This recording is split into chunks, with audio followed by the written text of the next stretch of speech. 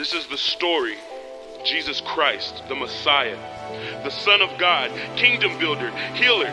He is the King of glory. He is the resurrecting Savior.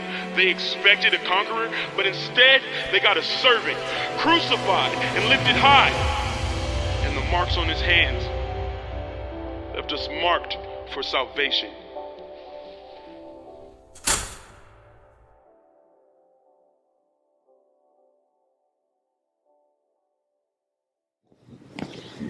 So we are back with week 3 on our Revealed study, where we're just walking through the Gospel of Mark. And we're just taking some time midweek to just kind of go a little bit further and touch on some of the other stories that we don't get to touch on through the weekend, through the messages on the weekend.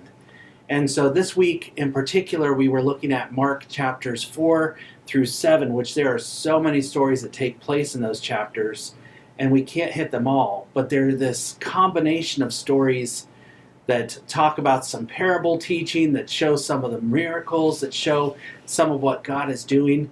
This weekend we looked at the story from chapter 6, where Jesus fed the 5,000.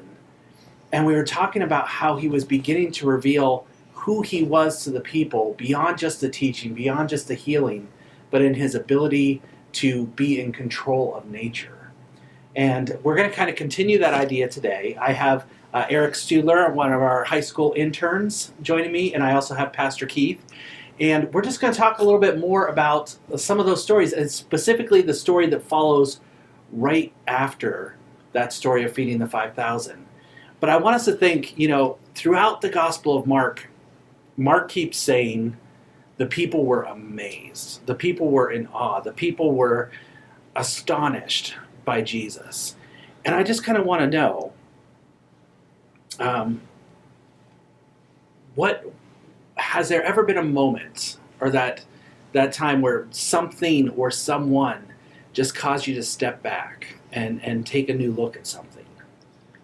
I know for me it's always a lot of times in nature. Just when you're out in nature and you see a sunrise or you see sunset, and it's just, you stand in awe of it a lot of times, and it does take my breath away. I know we've been in Florida, we lived in Florida, we go down there for vacation, but to stand on the beach and see the sunset and just think, wow, how great God is at creating that. And then for people, this sounds weird, but I've watched America's Got Talent.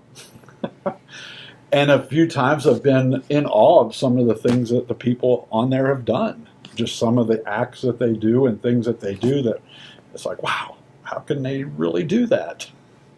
Yeah. Yeah.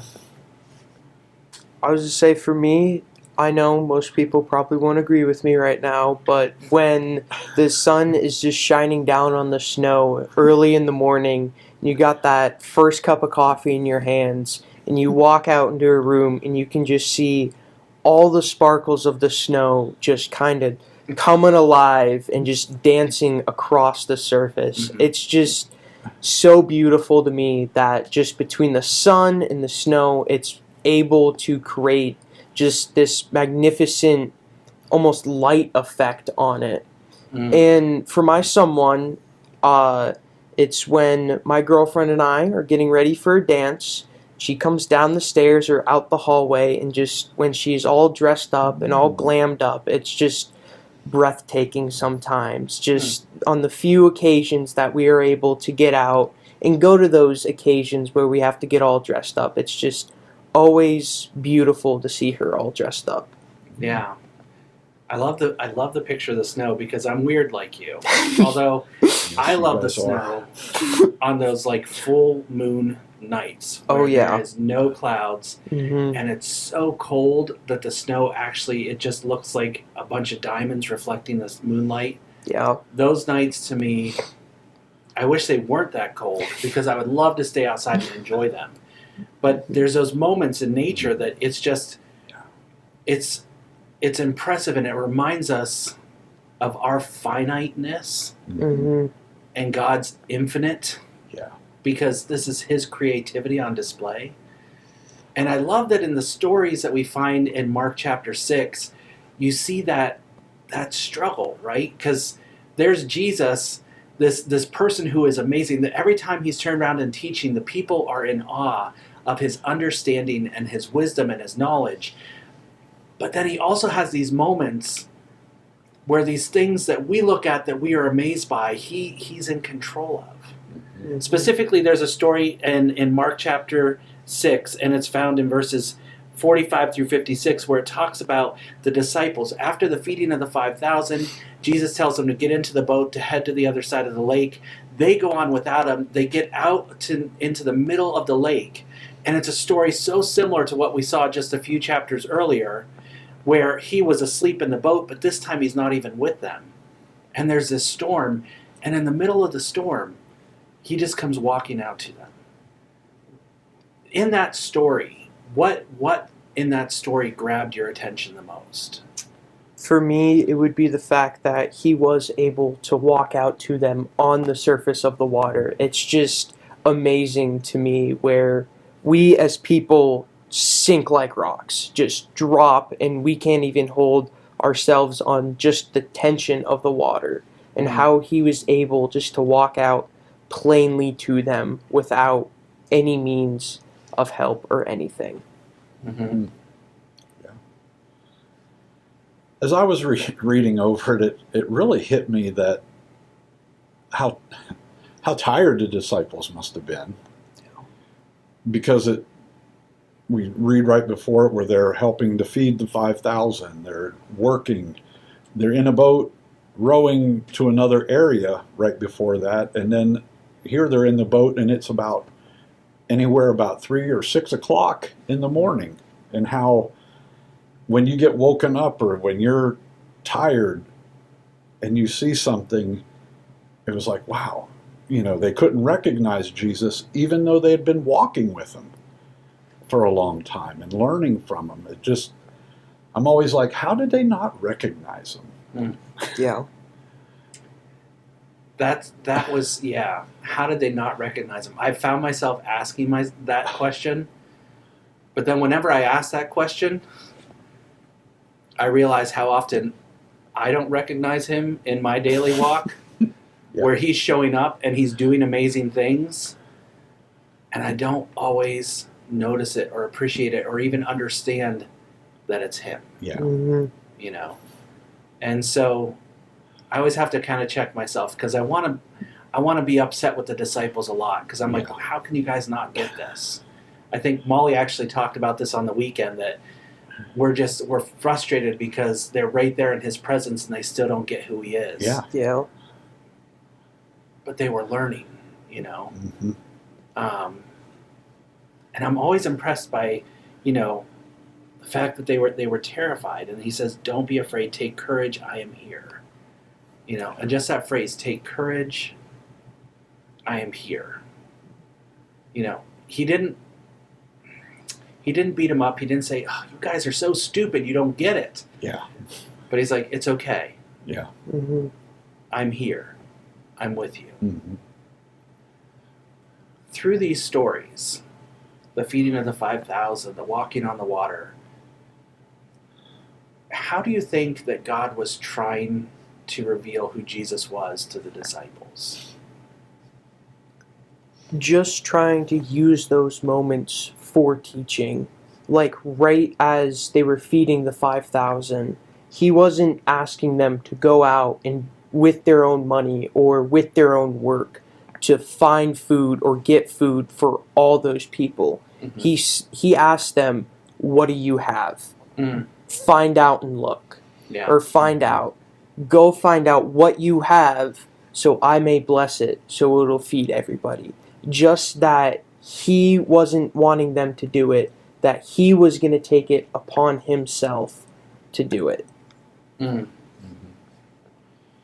I think that they didn't have to do it is, I think he's trying to teach trust. Mm. Yeah. That it's not on them. He asked them what it was they had. You go and get them stuff. Mm-hmm. But I think it was just being willing to trust him. Mm-hmm. And not think they have to do it all. Because Jesus could do all of that Yeah. very easily, just like he can do a lot of the things that we don't trust him in. Mm-hmm. Yeah. And so I think he's just saying, are you willing to follow me and trust me? Mm. Yeah.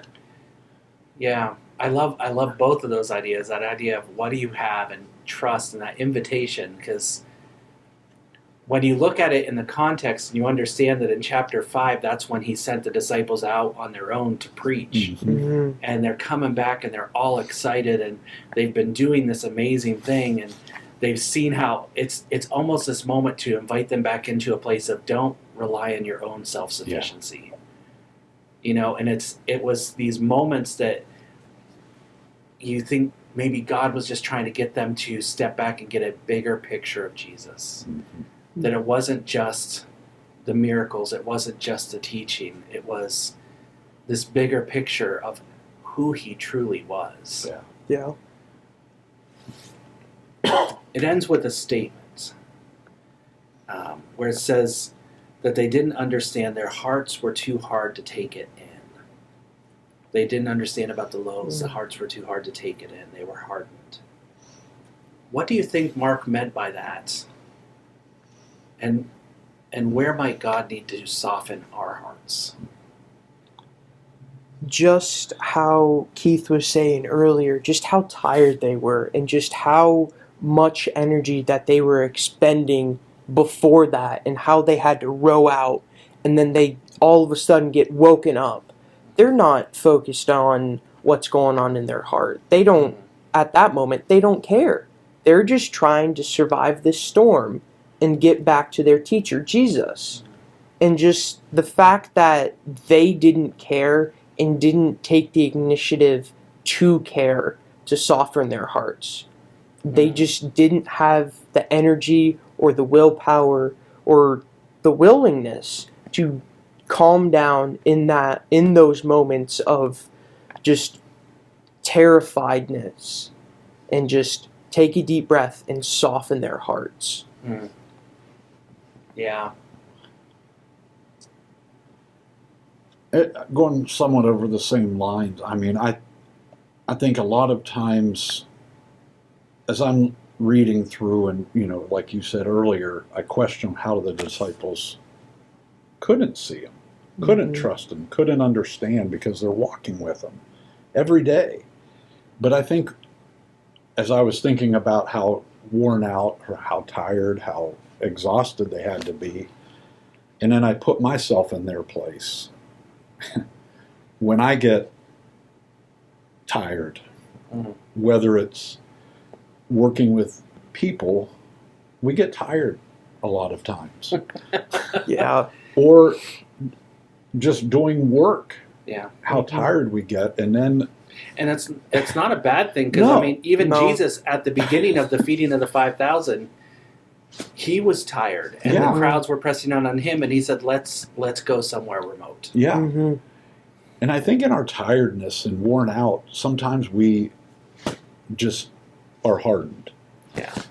And we get so tired that it's like, and we don't understand a lot of things. We don't see Jesus the same way as we do when we're on those mountaintop and we're all excited. Yeah. Yeah. True. Yes. I'm sitting there and I'm thinking through it, and I'm going, because that statement, whenever I read that statement, I'm always a little just bothered by him saying their hearts were hard, because often in the Old Testament, that was a statement that was used of people that weren't willing to hear God. Yeah. And I wonder if it's not so much that they weren't willing as they were just at the end of their rope. Yeah. And they were so exhausted that they couldn't comprehend anymore. Yeah. And so it didn't make sense, because they didn't have the energy to even process it. Yeah. So maybe the challenge for us then is to think through those places in our life where we let ourselves get so tired that we start to forget who Jesus is. Yeah. You know, because I think that's where the disciples were from time to time in this story. Yeah. So. Well, we hope that this has helped a little bit, and as you guys continue working through, we would encourage you go through the chair time, go through the faith talks, meet with a group, do this with just a couple friends, whatever it might be, work through the devotion, but spend some time just really digging into the Gospel of Mark and being exposed to that story all over again and letting Jesus reveal himself to you.